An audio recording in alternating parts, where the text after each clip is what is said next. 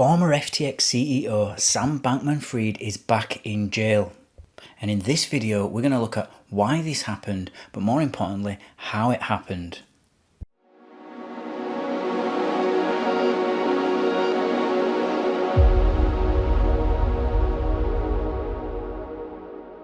Today's episode is sponsored by Cake Wallet, where you can send, receive, and even exchange your crypto right from within the wallet. Cake Wallet is open source and non-custodial, so you control your own private keys. Available today on iOS, macOS, Android, and Linux.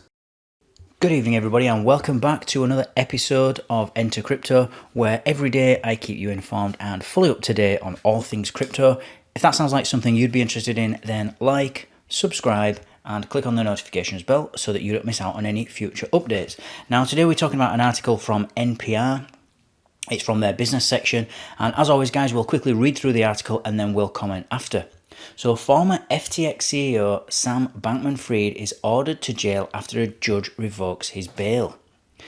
SBF, the former FTX CEO, was ordered to jail on Friday after a judge revoked his bail for alleged witness tampering. The disgraced crypto mogul had been living under house arrest at his parents' home in Palo Alto, California, after posting an eye-popping $250 million bond. SBF, widely known as SBF, was awaiting a trial set to begin in October the 2nd after being charged by the US government last year of orchestrating one of the largest financial frauds in history. The former crypto star faces the prospect of spending the rest of his life in jail if convicted of those charges. But government prosecutors had sought to revoke his bail and have SBF sent to jail until his trial after accusing the FTX founder of witness tampering. Prosecutors accused SBF of leaking private diary entries of his former girlfriend Caroline Ellison to the New York Times. Ellison was the former head of Alameda Research, a hedge fund SBF co-founded, and after pleading guilty to fraud charges herself, Ellison was likely to testify against SBF in court. On Friday, the US District Court Judge Lewis Kaplan sided with prosecutors and ordered SBF detained, saying the FTX CEO had tried to intimidate witnesses and taint the jury pool. There is probable cause to believe that the defendant has attempted to tamper with witnesses at least twice, Kaplan said in the hearing, according to media reports, and SBF's lawyers have appealed the decision, of course. The alleged leak of Ellison's diary, which included reflections on her relationship with Bankman-Fried and some of her professional misgivings, was the last straw for prosecutors. Hours after the Times posted the piece, the prosecution filed a formal request with the judge to modify SBF's bail terms. They argued that by leaking the documents that the defendant hoped to portray a key cooperator testifying against him in a poor and inculpatory light. It was an attempt, they said, to intimidate and corruptly persuade Ellison with respect to her upcoming trial testimony, as well as an effort to influence or prevent the testimony of other potential trial witnesses to creating the spectre that their most intimate business is at risk of being reported in the press. Prosecutors claimed the article in the Times was the latest in a string of examples of SBS flouting the terms of his bail agreement, including talking to other media. Prosecutors highlighted how many conversations the defendant has had with reporters since he was charged. They said that SBF has participated in more than 1,000 phone calls with journalists, including more than 500 with the author Michael Lewis, who is writing a book about SBF. And lastly, Bankman-Fried's attorneys unsuccessfully argued against his detention on First Amendment grounds, and in separate filings, the New York Times Company and the Reporters Committee for Freedom of the Press suggested the decision to jail the defendant could have a chilling effect on free speech. SBF's lawyers had also argued that jailing his client would make it harder to defend himself against government charges, given the huge amount of material they need to confer on with their client. Last month, Judge Kaplan had imposed a temporary gag order on SBF as he sought to decide on the accusations of witness tampering.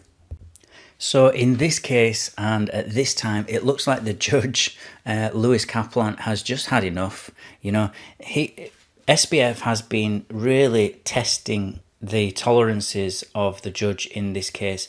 Time and time again, he's been warned multiple times about not speaking out and not speaking to other witnesses in any attempts to influence the trial in his favour. And you've got to remember that SBF is a bit of a strategist. And with both his parents being prominent lawyers as well, no doubt they'll be giving him plenty of advice.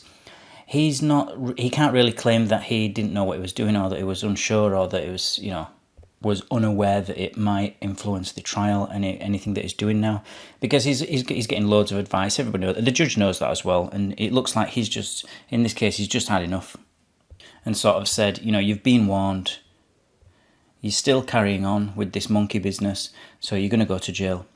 Now, the interesting thing about this, though, was actually that in another article, I've done a little bit of research around this, and it said that SBF was given not two options, he wasn't given two options, but there were two options as to which jail he would go to while he awaits trial, and one of them was quite a rough prison. I can't remember the name of it, but I think it might have been Pennsylvania. But it was a really rough, it had a bad record for prison violence and things like that. So that was one option. And the other option was another one called, if I remember correctly, called MDC. And that was quite a nice plush prison where they had really good, the prison had actually won an award last year for how well it had done and how clean it was and how, good the prisoner rehabilitation was and things like that. So they're trying to get, obviously SBF's lawyers are trying to get him in the nice option. But one interesting thing is that they said that he would need access to a laptop for hours and hours every day.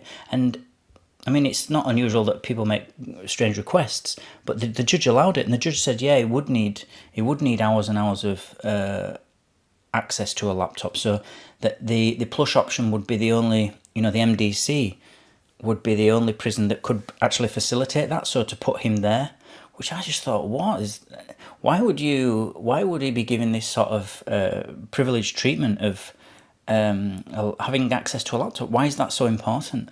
And I still haven't found an answer to that, actually. I'm going to keep looking, find out what is going on, because that was just utterly bizarre. Anyway, guys, as always, as I've always promised, I'll keep you updated as this case moves on. He's got his trial in October. And if anything else comes to light in between now and then, I'll be sure to keep you posted. Thank you for listening. Thank you for watching. As always, guys, like, subscribe, share this video if you feel you got some value from this video. And I'll see you all tomorrow.